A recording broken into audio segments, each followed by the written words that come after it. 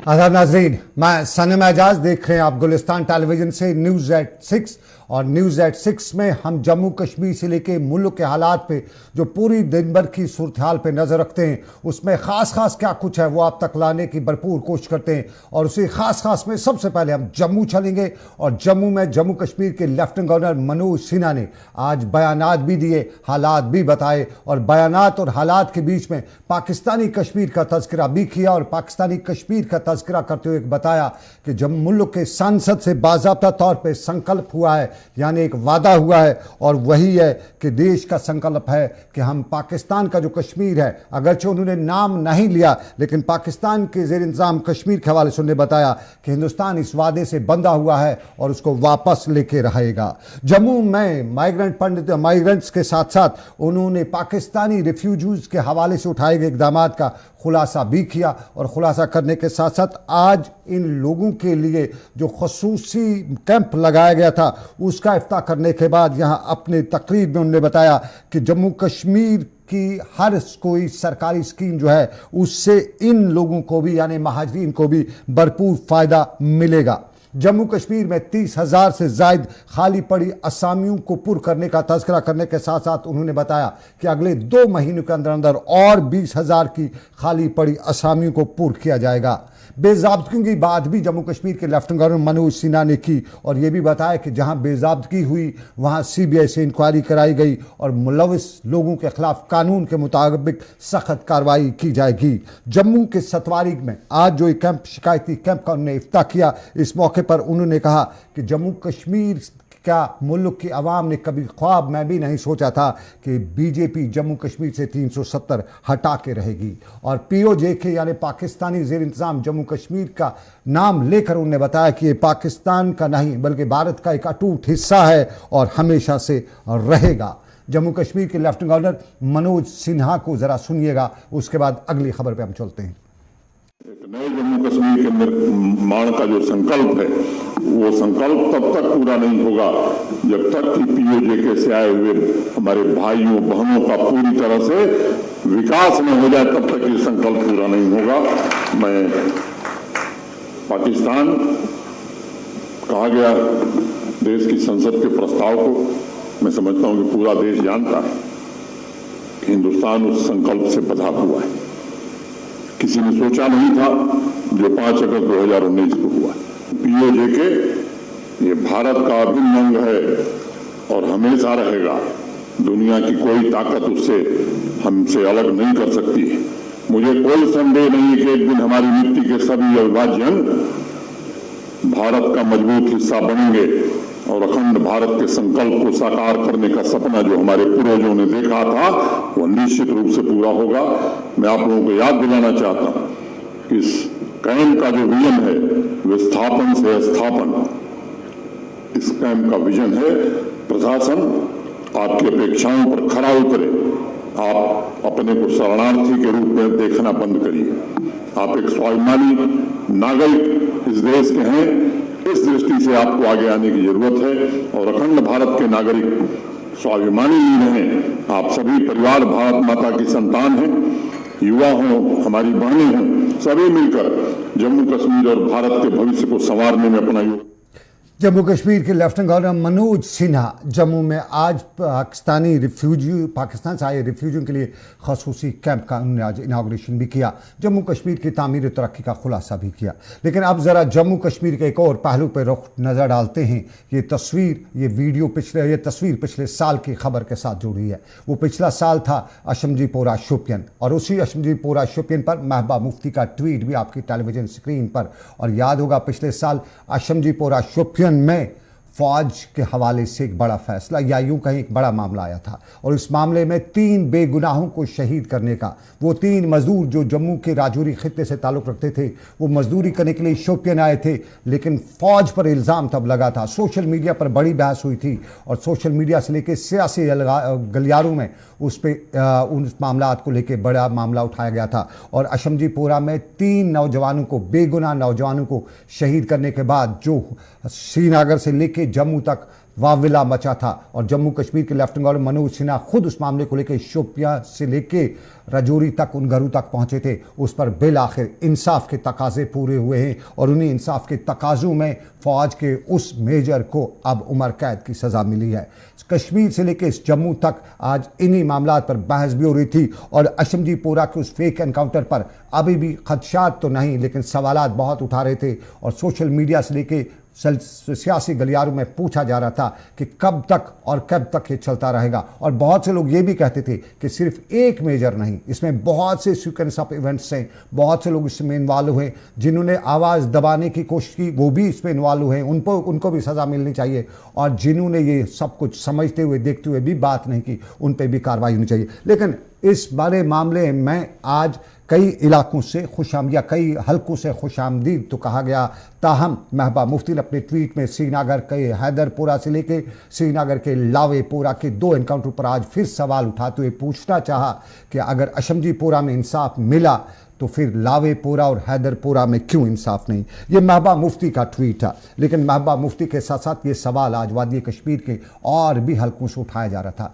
अल्ताफ बुखारी की पार्टी अपनी पार्टी इस हफ्ते अपना 1 साल मुकम्मल भी कर रही है। श्रीनगर में अल्ताफ बुखारी की पार्टी का इस हफ्ते चुनाव भी होने जा रहा है और कौन अगला सदर होगा उस हवाले से बाज़ाब्ता तौर पे पर्चे या वोट या जमहूरियत के जो तकाजे हैं वो पूरे तो किए जाएंगे। लेकिन ख़बरें यही है कि अल्ताफ बुखारी ने तो अपना फार्म वहाँ से बाबत सदर निकाला है। अभी तक कोई और पार्टी का लीडर या पार्टी का कारकुन सदारत के उम्मीदवार के लिए सामने नहीं आया है और आज जब अल्ताफ बुखारी ने फार्म निकाला सदारती उम्मीदवार के लिए तो उस मौके पर मीडिया ने उनसे पूछा और मीडिया ने सबसे पूछा, क्योंकि बताते चले पिछले 24 घंटों में कश्मीर में ऑन सेल ट्रेंड भी चल रहा है और इसमें कश्मीर के गल्फ कोस्ट, कश्मीर के टूरिज्म इंडस्ट्री के जो एसेट्स हैं उनको आउटसोर्स करने के हवाले से जो खबरें चल रही हैं, जो ट्रेंड चल रहा है, उस पर मीडिया ने उनसे सीधा पहला सवाल पूछा और सवाल था अल्ताफ बुखारी से कि क्या है आपका रद्द-ए-अमल।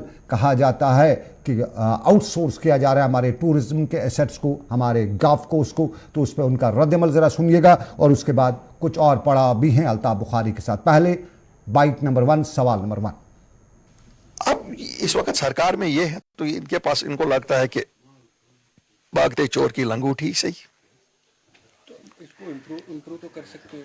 डेफिनेटली इम्प्रूव तो हो ही सकता है। लेट द नोटिस कम, देखते हैं एलिजिबिलिटी किन के लिए है, कौन है, लोग डोमिसाइल्स हैं, नॉन डोमिसाइल्स हैं, कौन है, लेट अस सी। उस पर तफसीलन हम बात करेंगे, टर्म्स एंड कंडीशंस के आप तफसीलन बात करेंगे इस पे। सवाल नंबर 1 और सवाल में पूछा गया कि क्या है और जवाब उनका सरकार की तरफ देखा वार, भागते चोर की लंगोटी ही सही का अल्फाज इस्तेमाल और इसी अल्फाज के साथ उनसे एक और सवाल भी था। जम्मू कश्मीर के डीजी से लेकर कुछ और अहदेदारों ने जवानों के हवाले से और ख़ास तौर पर बताया कि जो भटके हुए नौजवान हैं उनके साथ सख्ती से पेश आया जाएगा। तो उसका सवाल भी पूछा गया कि क्या कोई बीच का रास्ता निकला जा सकता है, जवान और सरकार के दरमियान बीच की जो गैप है उसको कम की जा सकती है। एज ए पॉलिटिशियन क्या है राय, अल्ताफ बुखारी का जवाब भी उस पर सुन लीजिएगा।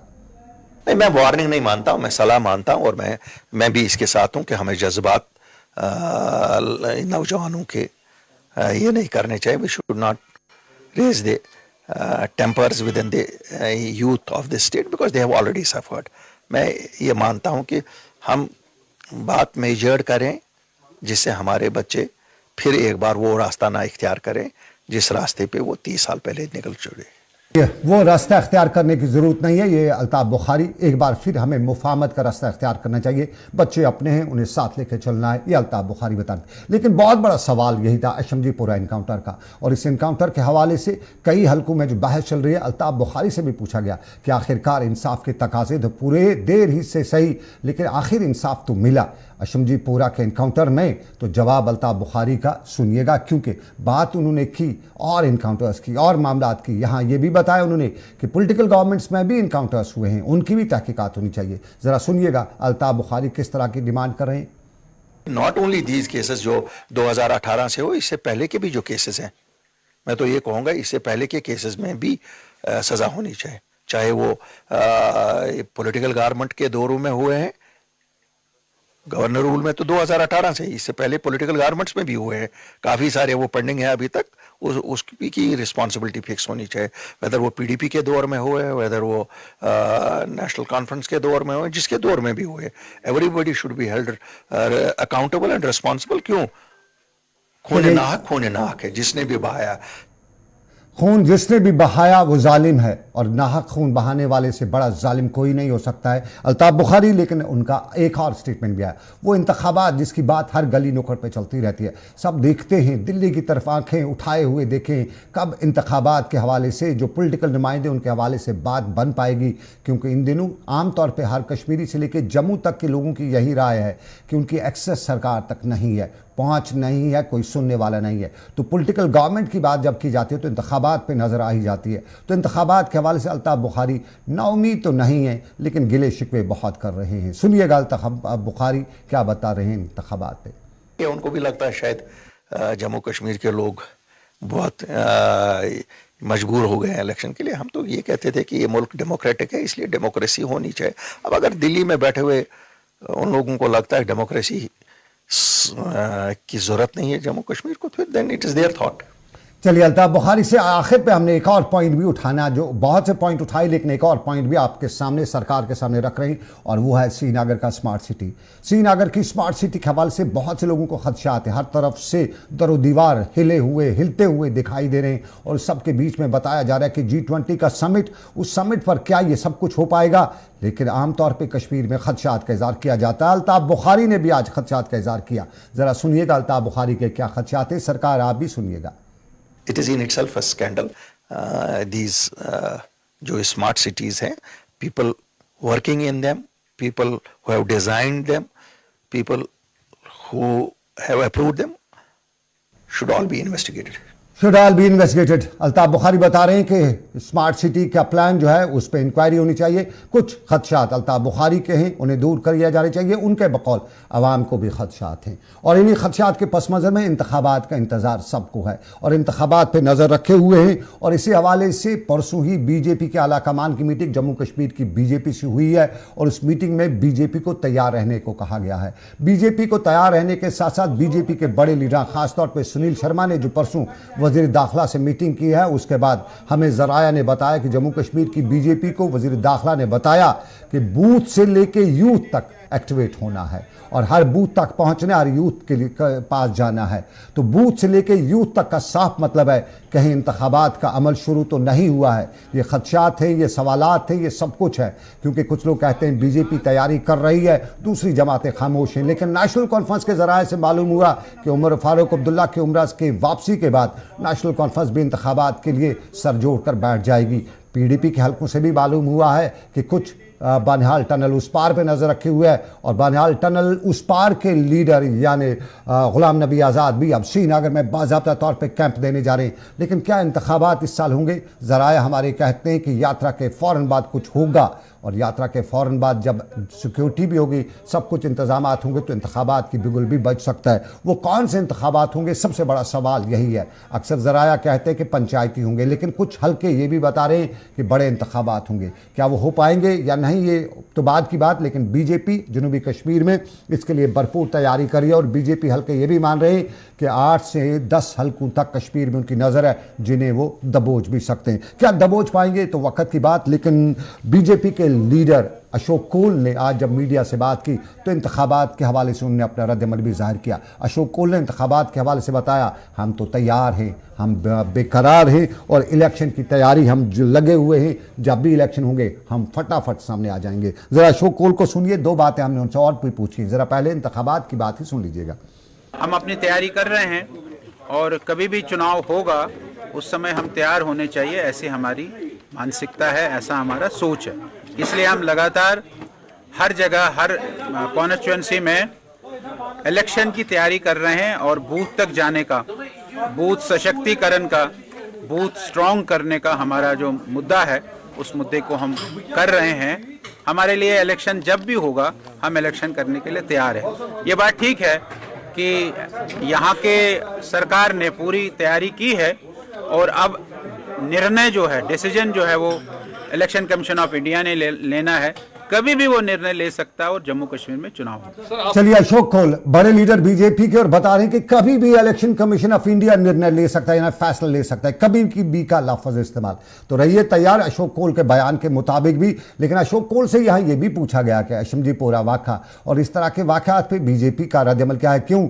तब लेफ्टिनेंट गवर्नर मनोज सिन्हा खुद शोपियां से भी पहुंचे थे और खुद वो रजौरी उस घर तक पहुंचे थे जिनके बच्चों को शहीद किया गया था। बेगुनाहों को शहीद करना, बेगुनाहों का कत्ल करना, दुनिया का कोई भी इंसान उसको तस्लीम नहीं करता है। और जो उस मेजर को सजा हुई है उस पर लोग उसका वेलकम भी करते हैं, लेकिन बताते हैं कि अभी आधा इंसाफ हुआ है। अशमजीपोरा के वाक़े पर भी इससे पूछा गया, तो जवाब सुनिएगा अशोक कौल बीजेपी के क्या बता रहे हैं। कि जहां भी कोई गलती करेगा, वो जो वहां मेजर था उसने गलती की है, तो भारत की सरकार, हिंदुस्तान की सरकार कोई भी गलती करेगा उसको बख्शेंगे नहीं। तो आपने देखा कि उसको पहले उसका सारी चीज़ें हो गई, बाद में उसमें कोर्ट मार्शल हो गया और कोर्ट मार्शल ने उसको सज़ा दी है। और किसी को भी ऐसे नहीं छोड़ा जाएगा। अगर किसी ने कोई, वो चाहे आर्मी का आदमी हो, जो चाहे पुलिस का आदमी है, वो चाहे एडमिनिस्ट्रेशन का आदमी हो, उसको नहीं बख्शा जाएगा। चलिए, ये बीजेपी की बात, बीजेपी के हलकों में इलेक्शन की गूंज।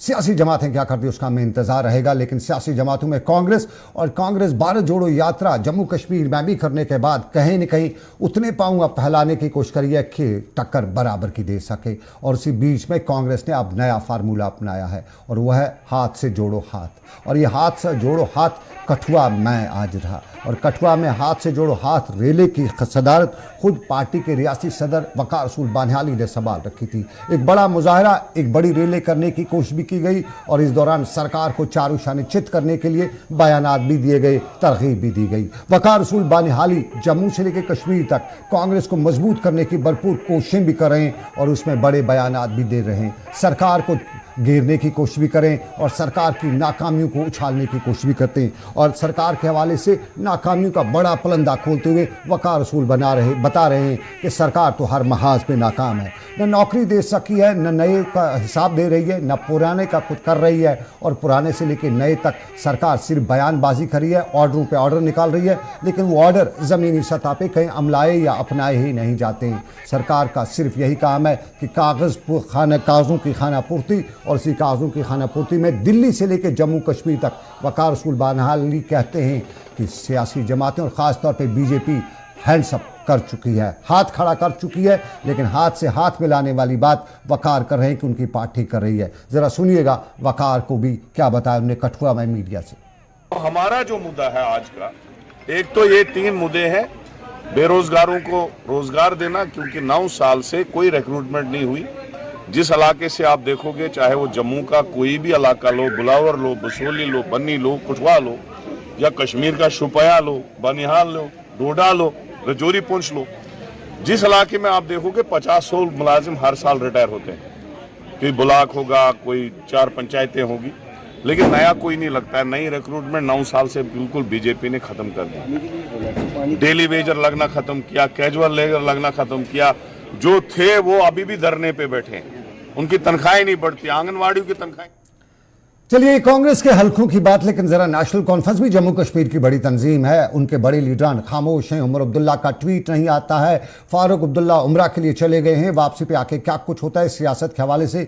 लेकिन justice Hasan Masoodi parliament member भी हैं और नेशनल कॉन्फ्रेंस की अब रीढ़ की हड्डी बनते हुए जा रहे हैं। और आज साउथ कश्मीर के पुलवामा के इलाके में नेशनल कॉन्फ्रेंस लीडरान की आज उनने मीटिंग भी बुलाई हुई थी। सियासी अमूर पर भी इस मीटिंग के दौरान बातचीत हुई, पार्टी अमूर पर भी तबादला ख्याल हुआ और ख़ास तौर पे सरकार से लेकर अपोजिशन तक के सभी हलकों पर बहस की गई और पार्टी को ज़मीनी सतह पे मजबूत बनाने पर जस्टिस हसन मसूदी ने बात भी की। लेकिन मीडिया से जब बात की तो सरकार की बात भी की, टैक्स का हवाला भी दिया, टैक्स के साथ साथ बेरोजगारी का भी उनने बात की और बेरोजगारी के साथ साथ जम्मू कश्मीर से लेकर मुल्क की दूसरी जेलों में कैदियों की बात करते हुए बताया कि G20 तो इन कैदियों की रिहाई क्यों नहीं। हसन मसूदी को ज़रा फटाफट में सुन लेते हैं क्या बता रहे हैं टैक्स पे। ऐसे इकदाम किए जाते हैं जिससे डिसएम्पावर हो, बेख्तियारी की तरफ हम बढ़ रहे हैं। अब अभी टैक्स का मामला लीजिए, अगर ये एक मुसल्लमा कानून है, एक बेस लाइन ये है प्रिंसिपल कि no representation, no taxation without representation, ये टैक्स लगाने का सिर्फ इख्तियार होता है एक सॉवरेन को, एक सॉवरेन काम, एक सॉवरेन इख्तियार है। अगर पिछले 70 साल में टैक्स नहीं लगाया गया तो उसकी कुछ वजूहत होंगी, और क्या वो वजूहत अभी भी मौजूद हैं, उस पर कहाँ बहस होगी? उस पर एक चुनी हुई असेंबली में बहस होगी। चलिए, नेशनल कॉन्फ्रेंस के retired justice Hasnain Masoodi, tax अवामी नुमाइंदों का काम है, ये पॉलिटिकल गवर्नमेंटों का मामला है, ये बता रहे थे। लेकिन अब ज़रा हम अवामी मामलात की बात करें तो मीटर का करंट लगने वाला है। ये आमतौर पे कश्मीर में कहावत चल रही है, ये मीटर का करंट गांव देहात में लगने वाला है, ऐसे ही बताया जाता है। और अगर गांव देहात में नहीं होता तो कुपवाड़ा जैसे दूर दराज के गाँव क्रालपुरा में ये खवातीन सड़क पर ना होती, चौकी बल्कि से लेकर टंगार की तरफ जाने वाले रास्ते को ब्लॉक नहीं किया गया होता। खवातीन से लेकर मर्द हजरात सड़कों पे थे, बता रहे थे कि मीटर तब जब पावर हो, जब पावर ही नहीं, जब बिजली ही नहीं तो मीटर क्यों? ये सवाल सब पूछ रहे थे और बता रहे थे कि मीटर घंटों से लेकर मिनटों तक चलता ही रहता है, आम लोगों को पर है, और रोज़गार के वसाइल है नहीं तो बिजली की इतनी फीस कौन देगा? और इसी मामले को लेकर सड़क पे थे। कुपवाड़ा के क्रालपुरा के इलाके में इंतज़ामिया भी, पुलिस भी मौके पर पहुंची थी, रास्ता खोलने की भरपूर कोशिश की गई और बिलाखिर बड़ी मेहनत के बाद पुलिस और डिस्ट्रिक्ट एडमिनिस्ट्रेशन कुपवाड़ा ने रास्ते को खुलवाया। वादे दिए गए कि बात ऊपर तक पहुंचाई जाएगी। ज़रा बात ऊपर तक क्या पहुंचानी थी? खवातीन की ज़बानी, मर्दों की कहानी, कुपवाड़ा के क्रालपुरा के इलाके की। क्रालपुरा हम नाना कॉलोनी अच्छ मुराद गरीब पत्थर ना केबल लगन ना मीटर लगन ना युत जुल्म जरूरत कह आब ये पन पावर ये पन हिंदुस्तानी छीनित कह मुल्क पावर सानस आबस तो पावर कर बीरूनी मुल्क आराम पन फीस भर क्या मीन वापस केबल मीन वापस गरीब तबका मीटर बर्दाश्त कर लोड के। तो सुना, अपने कश्मीर की खवातीन भी जानती हैं कि हमारे पास अपने रिसोर्सेज हैं, हम हमारी पावर, हमारे रिसोर्सेज को बाहर के लोग क्यों वह इस्तेमाल करें? हमें पहले वह इस्तेमाल करने दीजिए, जब हम इस्तेमाल करके फारिग हो जाएं तब बाहर दीजिएगा, एक्स्ट्रा दीजिएगा।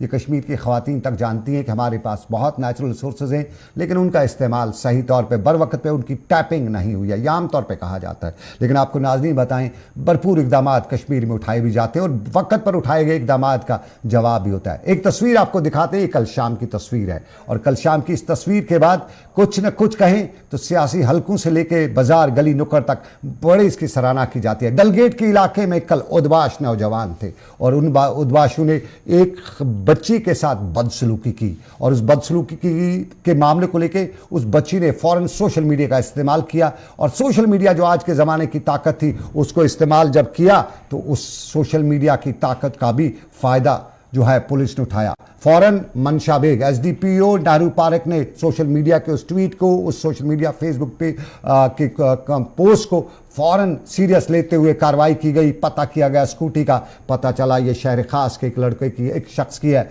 उसने किसी और को बेची है, और उसने जो बेची है उसमें 2 लड़के जो थे वही असल में थे, और उन 2 लड़कों को फौरन दर दबोचा गया। खवातीन के अगेंस्ट या बच्चों के अगेंस्ट जो टीजिंग है, जो इस तरह के नाजेबा अल्फाज का जो इस्तेमाल होता है, उसके खिलाफ एक वादा, एक भरोसा दिया पुलिस ने, श्रीनगर की पुलिस ने, कि बर्दाश्त नहीं किया जाएगा और जहां शिकायत मिलेगी उसका अजाला किया जाएगा। 2 फ़ोन नंबर, हेल्पलाइन नंबर भी जारी किए हुए हैं ऑलरेडी पुलिस ने। और मनशा बेग ने आज हमारे मीडिया, हमारे साथी से बात करते हुए यकीन दिलाया कि क्या कुछ किया जाए। जरा एसडीपीओ नेहरू पार्क को सुन लेते हैं, वो क्या यकीन दिलाती हैं, भरोसा दिलाती हैं।